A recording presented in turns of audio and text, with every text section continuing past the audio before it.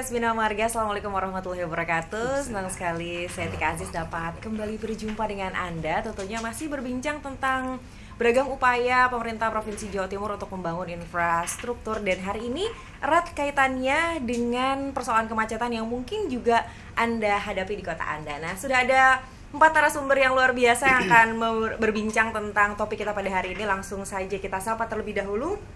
Sudah ada Ibu Hafidah di sini. Apa kabar Ibu? Alhamdulillah baik, Mbak. Baik ya Bu ya. Iya. Baik. Sampai Bu Hafidah juga ini mungkin sudah tidak asing lagi. Sering juga kita ngobrol-ngobrol dengan Gus Tamim di sini. Gus Tamim, bagaimana kabarnya kesempatan kali ini? Alhamdulillah baik. Alhamdulillah. Semangat pagi. Semangat pagi. Ya. Walau siang, walau sore semangatnya tetap pagi. Semangatnya tetap pagi. Baik. Dan kemudian di samping Gus Tamim di sini juga sudah ada Pak Martin. Pak Martin, apa kabar Pak Martin? Selamat siang, semangat pagi, salam aspal. Salam. Karena nanti kita topiknya kan jalanan ya. Betul, betul. Salam aspal. Betul, Jalan dan jembatan jangan lupa. Siap, dua-duanya penting Siap. ya Pak ya.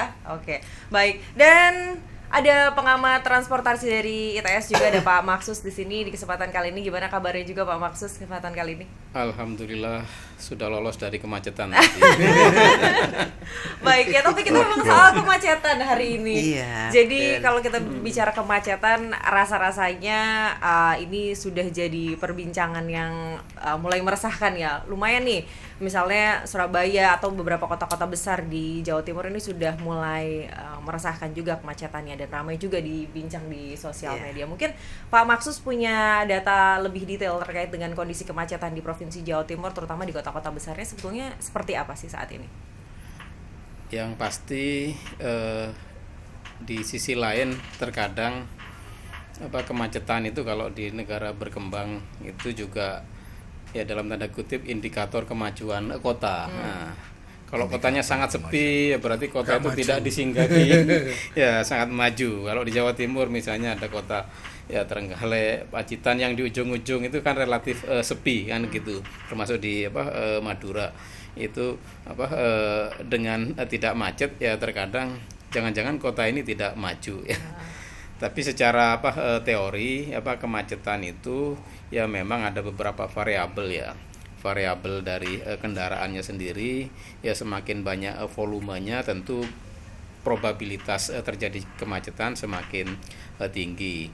Dan kemudian ya di kota-kota besar di Jawa Timur, Surabaya Raya ya, Surabaya, Sidoarjo, Gresik, ya Malang, Jember, saya kira itu simpul-simpul kemacetan yang relatif tinggi dibandingkan dengan kabupaten kota lainnya. Mengapa? Ya karena volume kendaraan di kota-kota itu sangat tinggi. Ya, di Jawa Timur jumlah sepeda motor itu juga ya imbang dengan ya jumlah penduduknya. Ya bahkan ya banyak satu rumah tangga itu ya motornya ada sejumlah anaknya, mobilnya juga sejumlah anggota keluarganya, dan itu kemudian digunakan bersama-sama terutama di jam puncak pagi, siang, sore. Nah, ketika digunakan bersama-sama tentu saja ya volume lalu lintas ya menjadi sangat padat. Nah, ketika padat itulah maka kemudian akan merambat dan di beberapa titik akan stuck. Nah, terutama mungkin di simpul-simpul ya di mana di situ ada pusat-pusat keramaian. Kalau di Surabaya misalnya di ya kawasan ya Tunjungan, ya di kawasan-kawasan pusat perbelanjaan lainnya. Nah, saya kira itu isu penting terkait dengan kemacetan di perkotaan. Nah, isu lain sesungguhnya ketika momen-momen menjelang liburan sekolah seperti akhir tahun Ya, ini Nataru. maka kemacetan justru bisa bergeser ke titik-titik destinasi wisata. Nah, itu juga perlu diwaspadai terutama ya selama musim liburan. Nah, karakteristik di sana kalau hari kerja sepi biasanya, tapi justru di hari libur ya termasuk di liburan panjang itu potensi kemacetan menjadi sangat tinggi. Nah, kesemua itu memang perlu topangan infrastruktur yang memadai. Nah, sementara kondisi infrastruktur di Jawa Timur ya memang dari sisi perkerasan banyak yang kondisinya mantap ya, tetapi ya dari sisi ya lebar badan jalan terutama akses ke wisata biasanya relatif terbatas. sehingga kapasitas untuk melayani ya lalu lintas yang memuncak pada momen-momen tertentu itu menjadi sangat tinggi. Nah, ketika volumenya banyak dan kemudian kontrol kecepatan tidak terkendali oleh petugas, maka disitulah probabilitas kecelakaan lalu lintas menjadi fenomena yang selalu muncul, terutama di momen-momen liburan panjang. Nah, saya kira itu mungkin beberapa isu penting yang menarik untuk kita diskusikan dan mendapatkan ya pencerahan kira-kira rencana kebijakan dari ya bapak-bapak wakil kita di Dewan ini nanti seperti apa. Mungkin itu yang barangkali menurut saya menarik untuk kita diskusikan saat ini. Baik, makasih Pak Maksus, luar biasa sekali. Jadi ada beberapa titik ya tadi ya. Iya. Mungkin kalau di kota-kota besar ramai di sekitar pusat perbelanjaan untuk di hari-hari biasa begitu, hari-hari kerja, sementara di titik-titik yang biasanya tidak ramai di hari-hari kerja tapi akan ramai biasanya di hari-hari libur seperti libur sekolah atau Nataru dan lain sebagainya. Nah, ini yang mungkin jadi PR adalah akses jalan ke lokasi tersebut dan juga kondisi lebar badan jalannya sendiri. Bu Khofidah mungkin punya pandangan tersendiri terkait dengan kondisi infrastruktur kita nih. Kalau di tengah, di pusat kota ternyata cukup padat karena memang tadi juga lebar jalan juga bisa jadi salah satu PR kita, sedangkan untuk di tempat-tempat wisata adalah akses gitu Bu. Silakan. Betul Mbak, jadi kemacetan hari ini yang terjadi, apa yang disampaikan beliau memang banyak faktor.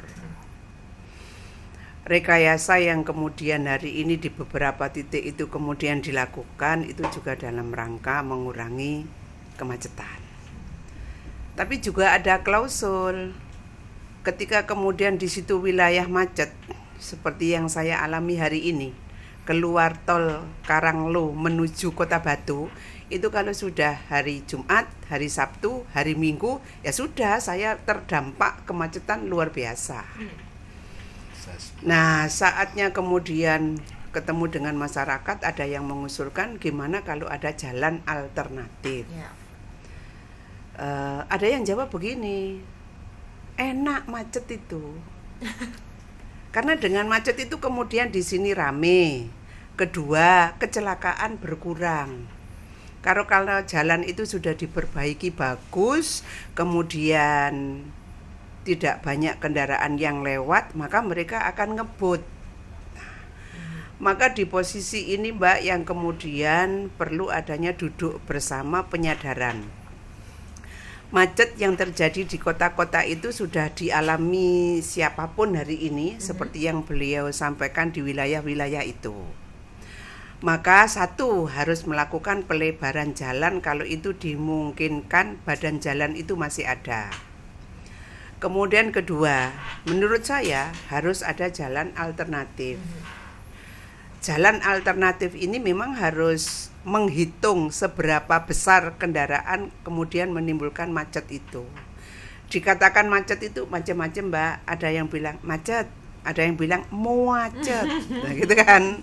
Ada yang bilang kemudian berhenti total. Nah, bentuk-bentuk yang seperti ini yang kemudian ada konsep, ada pemikiran. Kalau macet biasa itu ya saya kira biasa lah, gitu kan. Kecuali kalau memang hari libur semuanya memang keluar, akhirnya timbul macet. Tapi yang macet berhenti, nah ini yang kemudian harus ada pemikiran alternatif, pemecahan jalan, bagaimana. Yang kedua, betul yang disampaikan bahwa arah-arah lokasi-lokasi menuju ke tempat wisata pada hari-hari tertentu mereka macet amat sangat. Lah, justru ini pihak-pihak yang kemudian memberikan izin adanya tempat wisata itu mereka harus dibarengi dengan penyediaan lahan untuk parkir sehingga tidak menimbulkan macet. Contoh di Kota Malang itu, di Kabupaten Malang ada Santera di posisi Pujon. Nah, ternyata mereka tempat parkirnya sangat sempit sehingga ya hampir-hampir tiap hari di sana itu kan tidak pernah sepi.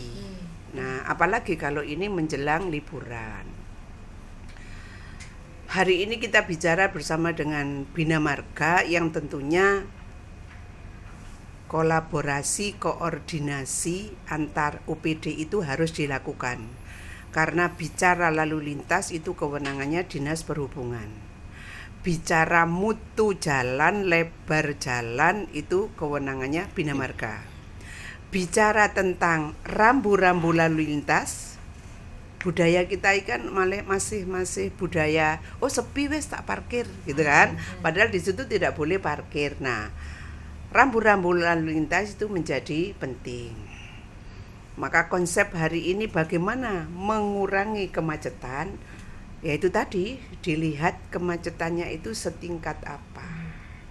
Sehingga langkah-langkah kemudian yang diambil itu benar-benar menjadi kebutuhan masyarakat, karena kerugian dengan adanya kemacetan itu ya luar biasa. Mereka yang suka buru-buru gitu kan, mereka yang dikejar waktu, mereka yang tidak menduga ternyata di sini ada macet, itu akhirnya kan perhitungannya berubah. Nah, ini yang kemudian perlu ada pemikiran bersama. Ini nanti mungkin kita akan lebih bahas lebih dalam lagi. Pak Mahsus mungkin bisa menambahkan data terkait dengan kerugiannya sebetulnya sampai setingkat apa terkait dengan kemacetan ini, terutama mungkin di kota-kota besar yang kemacetan menjadi rutinitas sehari-hari, walaupun tadi tetap ada tingkatannya sebetulnya. Apakah sudah sampai berhenti total sebagaimana mungkin beberapa provinsi lain di Jawa Timur yang kita tahu kemacetannya tinggi sekali. Tapi sebelum kita masuk ke sana, saya ingin ke Gus Tamim terlebih dahulu. Tadi ada beberapa tingkat kemacetan, mungkin Bu Khofidah menyampaikan ya tadi ya. Tapi kalau sebetulnya kita melihat kondisi di jalan-jalan di Jawa Timur sendiri, pengamatan dari Gus Tamim seperti apa? Kita memang sudah dominankah kemacetan yang sampai berhenti totalnya sehingga atau langganan macet? Atau seperti apa? Mungkin juga pernah mengalami, dan kira-kira di antara kondisi-kondisi tersebut sebaiknya solusi yang urgent untuk segera dilakukan apa? Silakan. Ada yang secara rutin telah kita lakukan, namanya rapat koordinasi bersama Pak Mahsus antara Dinas Perhubungan dengan PU Bina Marga. Kami bertiga kemarin juga dapat tugas dari DPRD untuk ke Jombang, yang perihalnya adalah terkait dengan kesiapan menyambut Nataru. Ini ternyata luar biasa. Jadi untung di negeri kita itu ada yang namanya libur Idul Fitri, Riyoyoan. Ada lagi yang namanya Nataru. Dengan event-event yang luar biasa itu, yang monumental itu, tentu akhirnya kita jadi berbenah dan mengevaluasi, yang sekaligus muncul yang namanya rekomendasi, sehingga dipaparkan oleh Dinas PU Bina Marga, ruas ini kemungkinan macetnya di sini. Kenapa? Karena penyempitan jembatan. Makanya tadi saya bilang ketika Bang Martin menyampaikan salam aspal, itu saya tambah salam jembatan. Ya, karena jalan yang sudah kita perlebar, yang Bunda sudah sampaikan bahwa jalannya sudah ditambah dengan 1-2 meter kanan dan kiri, cukup. Tapi di ujung sana Pak Mahsus, ternyata jembatannya belum dibenahi. Ini bukan soal masalah pemicu macet, tapi malah justru berbahaya buat lalu lintas ketika tidak ada penerangan jalan yang cukup. Nah, terkait dengan itu persoalan, maka jangan lupa ini, ada media namanya SS kalau di Surabaya. Di Kediri ada juga yang namanya apa itu? Yang Suara Andika. Ini luar biasa, Tika. Ya. Jadi kita dengan hanya modal dengerin radio SS, Pak, jangan lewat sini, hindari. Ini luar biasa. Jadi kayaknya Pak Mahsus, memang kita perlu rekonstruksi gerakan ini total ya. Totalnya itu bukan hanya yang namanya kita yang menyediakan jalan rayanya, tapi jangan juga kemudian perhubungan yang mengatur tentang apa namanya rambu-rambunya, tapi duduk bareng sehingga mohon nanti disinggung. Kalau kita bangga dengan yang namanya Trans Jatim, kira-kira mampukah ini kemudian untuk dilanjutkan? Atau memang ini yang harus kemudian diupayakan dengan satu sistem yang kemudian maju dan berkelanjutan. Ini nanti pemantiknya adalah jenengan, Prof. Tolong. Ya, ini harapannya. Dengan itu kami yang di DPRD ini, kebijakan secara fiskal nanti kami akan hitung di 2027 tentunya, 2026 sudah lewat. Kemudian bagaimana regulasi yang akan menjadi komitmen agar supaya nggak terjadi mundur, tapi harus maju berkelanjutan. Nah, dari sisi pengawasannya nanti kami akan uraikan juga. Tapi setidaknya pemantik diskusinya Tika, Ya. ini adalah Prof Masus lah kira-kira begitu. Siap. Jadi Yuk, salah satu. mulai ya sing rodok monumental ngono lho, Ki. Ya, siap. Apakah perlu sampai transportasi umumnya diperbanyak juga mungkin Pak untuk memastikan bahwa kita mungkin kalau tadi Pak Maksud Iya. menyebutkan setiap keluarga, setiap masing-masing ada kendaraannya masing-masing gitu ya. Atau sudah perlu semendesak itukah transportasi umum? Tapi Nah, tahan dulu, iya, Pak. Kita akan tahan. Jadi tadi sudah ada beberapa alternatif terkait dengan jalan dari Bu Hobidah, terus mungkin transportasi umum juga salah satu solusi yang tadi ditawarkan oleh Gus Tamim. Kita akan bahas lebih lanjut. Tapi kalau kita bicara dari Pak Martin sendiri, melihat kondisi kemacetan di Jawa Timur, kira-kira apa di antara lainnya gitu solusi yang Iya. mungkin bisa ditawarkan? Kalau secara pemetaan ya, yang memang kita rasakan kemacetan itu masih di seputaran di kota-kota besar. Untuk di daerah itu kemacetannya lebih kepada insidentil. Musiman ya. Insidentil itu juga katakanlah misalkan ada kecelakaan, itu kemudian mobilisasi terhadap jalan itu kemudian menimbulkan kemacetan. Tetapi kalau di kota besar memang kita khususnya Surabaya, Malang dan beberapa daerah lain ada yang tadi disampaikan banyak variannya penyebab kemacetan itu. Salah satunya mungkin terjadinya perubahan moda transportasi, salah satu. Sekarang ini kan kemudian banyak penawaran kendaraan yang sangat menjanjikan dan menggiurkan. Sekarang kendaraan cantik-cantik semua, listrik lagi kan. Iya, dengan dorongan ingin ramah Iya, lingkungan iya. gitu ya, Jadi kemudian artinya pajaknya rendah dan lain sebagainya. Ketika masyarakat itu punya duit, sudah punya mobil padahal kan ingin menambah lagi. Nah, sehingga kemudian ini yang budaya atau pemikiran seperti inilah yang harusnya kemudian kita memberikan sebuah edukasi sembari kemudian menertibkan aturan yang konsisten ya. Aturan yang konsisten. Jadi kalau kemudian kemacetan ini bisa diurai, nah otomatis mengurangi mengurangi kesetresan masyarakat kota. Yang kedua adalah ketika tadi kapasitas kendaraan yang tidak yang luar biasa sehingga jalan tidak memadai. Yang kedua adalah soal infrastruktur yang memang ada. Infrastruktur itu terkait dengan jalan yang rusak katakanlah ya. Kalau jalan rusak kan orang cenderung melambat, apalagi mobilnya masih baru ya kan. Ini kemudian secara efek domino kan kemudian menimbulkan kemacetan. Yang ketiga juga karakter. Nah, dari tempat-tempat wisata ini yang sering terjadi kalau di tempat saya, di dapil saya Banyuwangi itu sekitar Ketapang ya. Itu sebenarnya kan soal karakter. Ketika kemudian ombaknya pernah kemarin terjadi bulan apa itu ketika ombak itu tinggi, tidak ada penyeberangan. Ini kan penumpukan mobil ini yang mau nyebrang ke Bali ini. Sampai ke Baluran waktu itu. Nah, ketika jalurnya sebenarnya jalur kontranya itu kosong, ini kemudian dipaksa oleh kendaraan-kendaraan itu dimasukin. Iya kan? Istilah mereka ngeblong. Nah, ayo diblong aja karena Akhirnya dia ngunci. ya akhirnya mengunci, deadlock. Nah, jadi ini banyak hal yang membuat kemacetan ini yang harus diurai.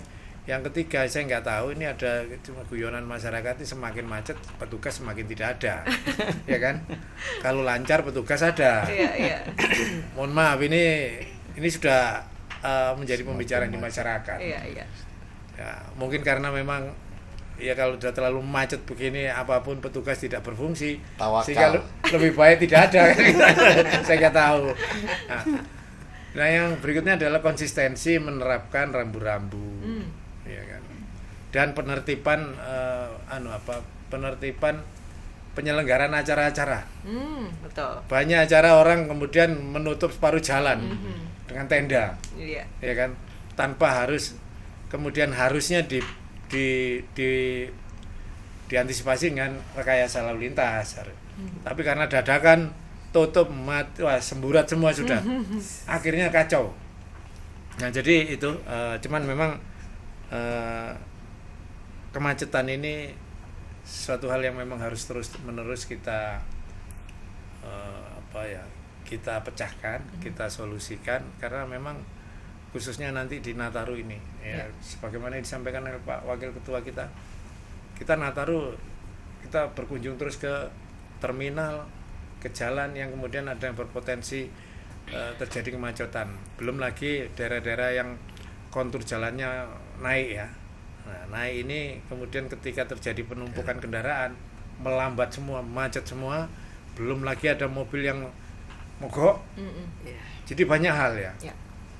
Oleh sebab itu soal fungsi pelebaran jalan memang menjadi penting, tetapi tidak mutlak, karena semakin dilebarkan pun kalau kendaraan itu kemudian semakin banyak juga, artinya tidak berbanding lurus, lebih banyak kendaraannya daripada jalannya, mau tidak mau akan kemudian membuat posisi jalan ini menjadi fungsinya menjadi terbatas, di mana yang menggunakannya terlalu banyak, sehingga memang kemacetan pasti akan terjadi.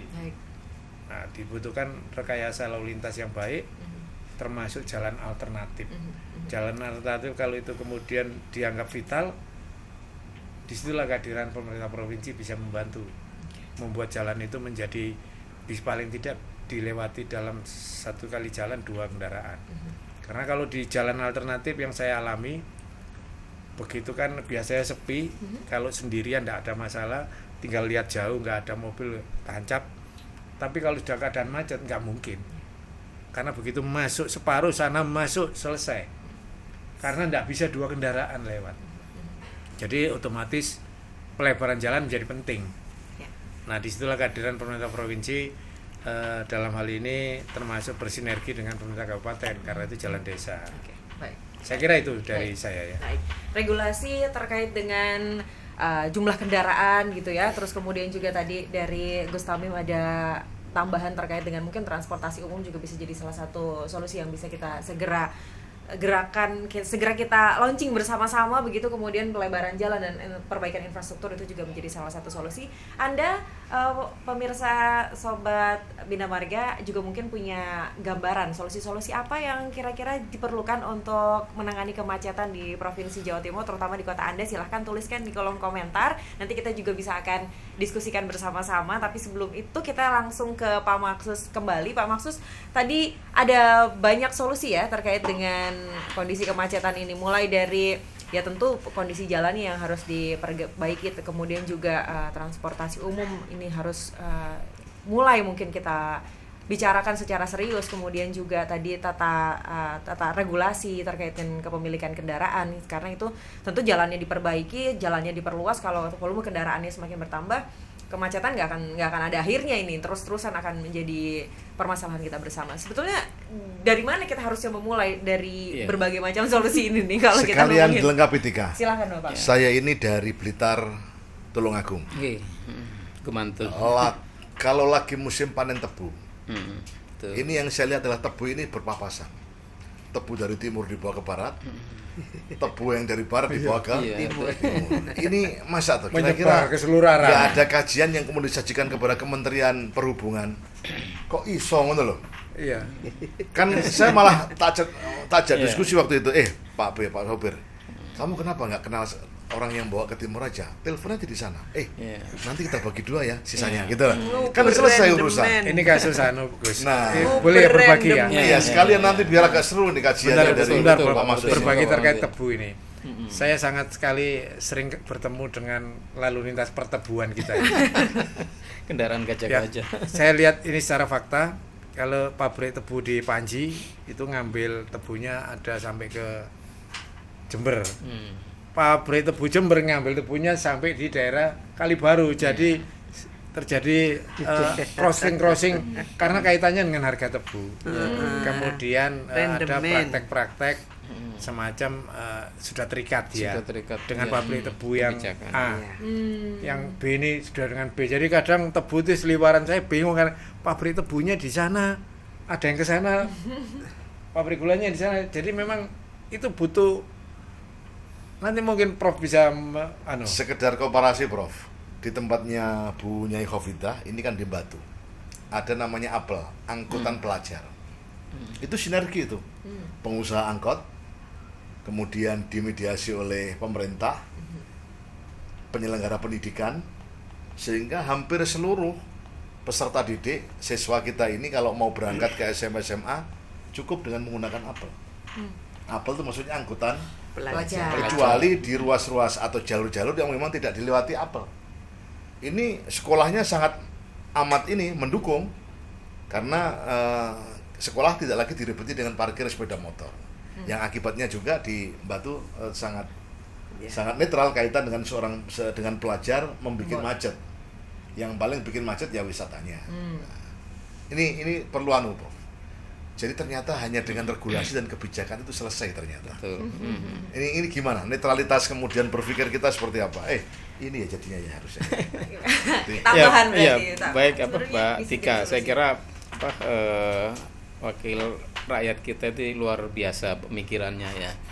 Tinggal bagaimana kemudian itu nanti dirumuskan menjadi satu kebijakan. Sesungguhnya kalau disimplifikasi itu ada 3 pendekatan ya dalam penyelesaian ya problem-problem kemacetan.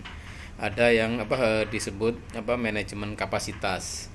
Jadi ya kapasitas ya jalannya yang disampaikan punya Hafidh tadi ditingkatkan kalau memang ya ruas jalan itu ya masih sangat sempit. Ya dengan ditingkatkan ya katakanlah dari ya 2 lajur 2 arah menjadi 4 lajur 2 arah kan kapasitasnya naik 2 kali lipat. Nah, di samping itu juga kapasitas itu mengecil ketika ada bottleneck. Bottleneck salah satunya juga jalannya sudah lebar, jembatannya masih belum.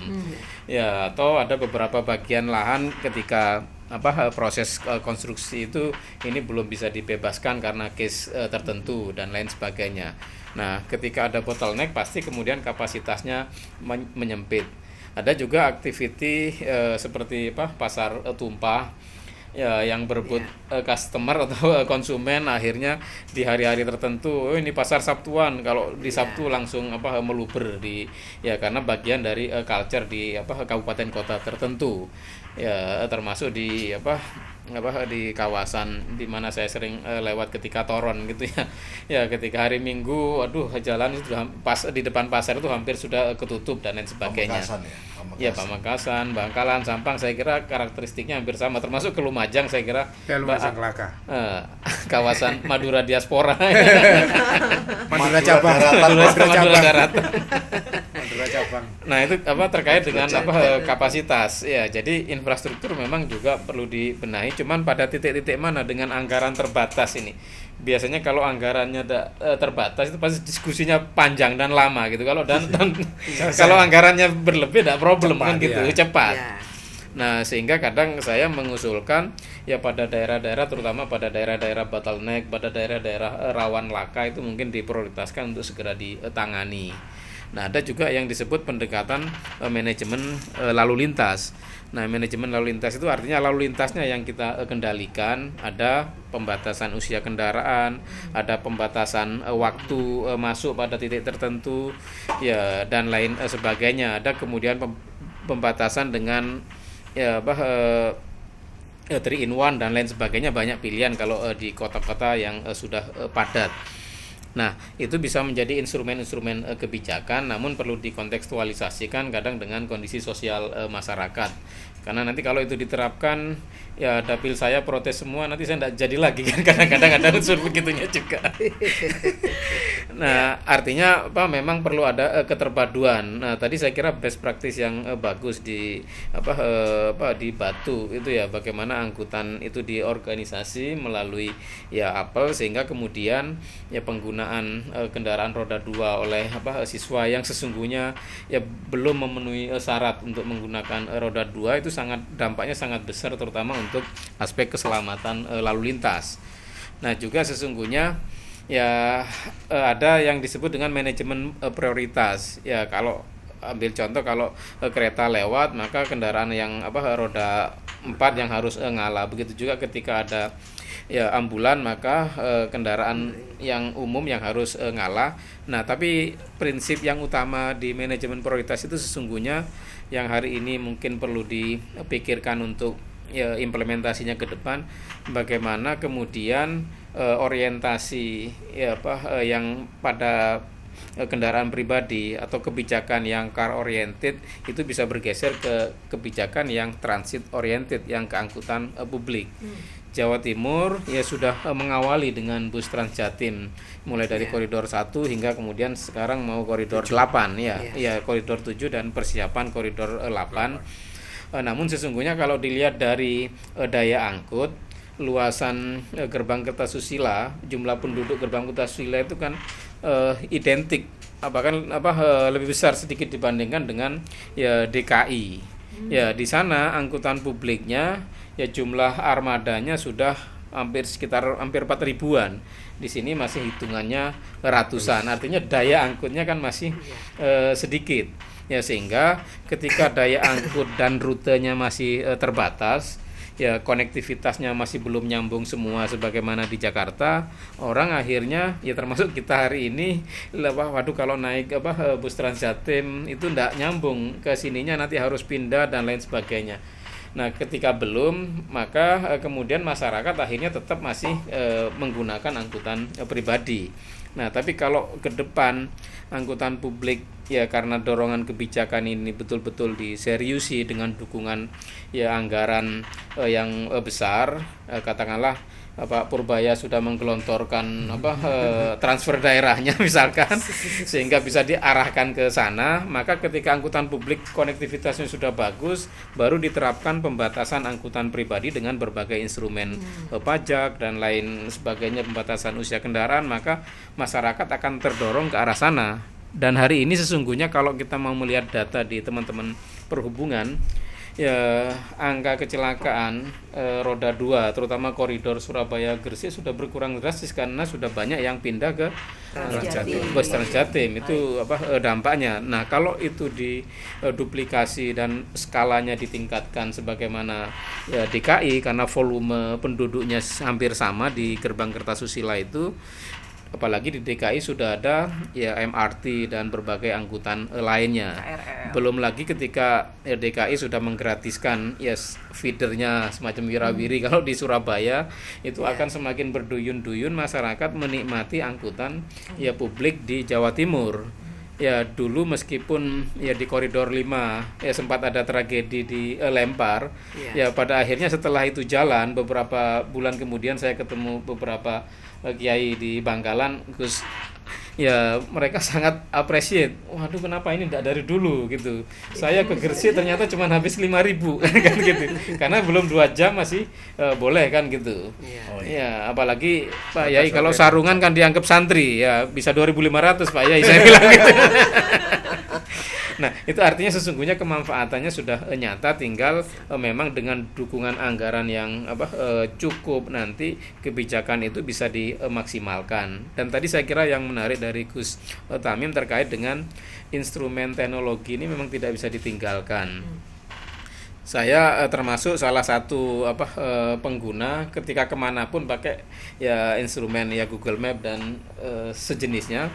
Nah karena terutama di perkotaan kemacetannya kan sangat dinamis, tiba-tiba ada event ini maka kemudian di situ yang dulu lancar menjadi macet di hari tertentu atau di jam tertentu.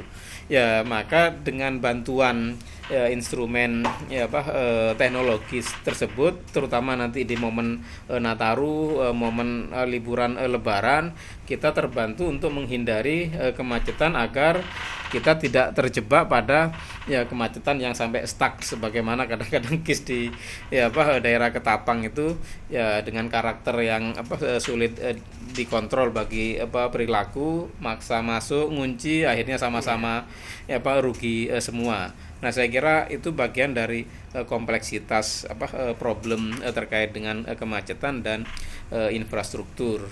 Dan satu lagi terkait dengan domain infrastruktur memang masih banyak PR. Kita pernah mengkaji terkait dengan layak fungsi jalan. Sesungguhnya masih banyak jalan di Jawa Timur ini yang elemen vertikalnya belum memenuhi standar teknis, atau elemen horizontalnya juga yang belum memenuhi standar teknis dengan tikungan-tikungan tajam di daerah pegunungan yang kemudian di situ kadang muncul dari masyarakat itu simbol rambu tengkorak. Di situ ada mistik, dan padahal sesungguhnya itu karena memang secara secara teori geometrik jalan tidak memenuhi standar sehingga banyak kecelakaan. Itu menjadi PR juga bagaimana ya nanti ketika ada alokasi ya anggaran yang cukup, ya itu tadi barangkali nanti Purbaya berubah pikiran yang diambil untuk transfer daerah tiba-tiba digelontorkan, mungkin diprioritaskan untuk penanganan titik-titik rawan laka karena memang infrastrukturnya tidak memenuhi standar teknis. Barangkali itu bisa menjadi ya perhatian kita bersama. Yang pasti menurut saya Surabaya atau Jawa Timur itu kan provinsi terbesar kedua atau dari tingkat kemacetan ya setelah DKI, ya di Surabaya dan Surabaya Raya atau gerbang Kertasusila ini menjadi perhatian. Nah, Jakarta saya kira sudah berbenah instrumen ya dulu busway yang awalnya banyak ditolak sekarang sudah menjadi kebutuhan masyarakat ya ketika ada jaminan dari titik asal origin and destination itu lancar hanya dengan pindah 2 kali dari MRT terus pindah ke BRT ya ada kepastian jam, ada kepastian waktu, mereka sudah menanggalkan lagi angkutan pribadinya. Nah, kita saya kira harus berpikir 10-20 tahun ke depan Jawa Timur ini akan seperti apa. Kalau dibiarkan ya nanti akan ngikut Jakarta, apalagi sudah ada best practices di Jakarta itu yang mungkin memang satu keniscayaan untuk mulai kita berbenah agar kemudian ya nanti kemacetan itu tidak semakin menjadi-jadi. Dan kalau kemacetan itu semakin menjadi-jadi sesungguhnya dampak secara tidak langsung ya sebagaimana Bu Nyai tadi sampaikan ya kerugian kalau itu divaluasi nilainya bukan hanya ya hitungan rupiah. Kalau personal hanya sekian ratus ribu, tapi kalau diakumulasikan dengan jumlah penduduk ya di Jawa Timur yang ya hampir sekitar 40-an ribu ini ya maka kerugiannya satuannya dari ya satuan ya ribuan bisa menjadi satuan triliunan. Itu akumulasinya. Bagaimana kerugian ya kita stres di jalan, bagaimana BBM menjadi ya naik habis ya 3 kali lipat karena kita harus menghadapi kemacetan. Dan saya kira itu pasti akan terjadi kalau kita tidak berbenah sejak dini. Dan saya kira itulah mungkin domain bapak-bapak kita, Pak Martin, Gus Tamim dan ya Bu Nyai untuk kemudian ya bagaimana selama ya beberapa periode ke depan terobosan-terobosan kebijakan yang kemudian nanti bisa ya merubah, walaupun saya kira ya tentu kita memahami keterbatasan anggaran sehingga memang ya perlu dilakukan secara bertahap. Nah, Bis Trans Jatim saya kira salah satu model kebijakan yang menurut saya cukup bagus, ada tahapannya, walaupun mungkin sesungguhnya akan lebih bagus kalau diakselerasi. Ya kalau saya diskusi dengan teman-teman di sub termasuk dengan Pak Kadis, sesungguhnya kita pengen ngebut Pak, cuman ya dukungan ya fiskalnya masih sangat terbatas. Nah, dukungan fiskalnya mau ditingkatkan, ternyata tiba-tiba ada kebijakan Pak Purbaya yang memangkas dana transfer daerah. Ya saya kira itu mungkin bagian dari kompleksitas masalah di mana kita cari titik optimumnya apa yang mungkin bisa kita terapkan ya terutama dalam waktu dekat ya di tahun 2006 ini. Mungkin begitu. Baik. Ini menarik sekali. Jadi ada beberapa tadi ya solusi yang sebetulnya ditawarkan dan secara teoritis entah itu kita bicara soal peningkatan kapasitas jalan maupun juga manajemen prioritas, dua-duanya sepertinya ujung-ujungnya duit gitu ya Pak ya, karena dua-duanya memerlukan anggaran sebagaimana tadi Pak Mahsus katakan. Kita akan bincang lagi lebih jauh bagaimana kondisi anggaran kita, apakah kita memang memungkinkan untuk melakukan 1-2 di antara solusi yang tadi ditawarkan. Tapi jangan kemana-mana, kita akan balik lagi ngobrol lagi, Sobat Podcast Bina Marga, jangan kemana-mana, kita akan segera kembali untuk Anda.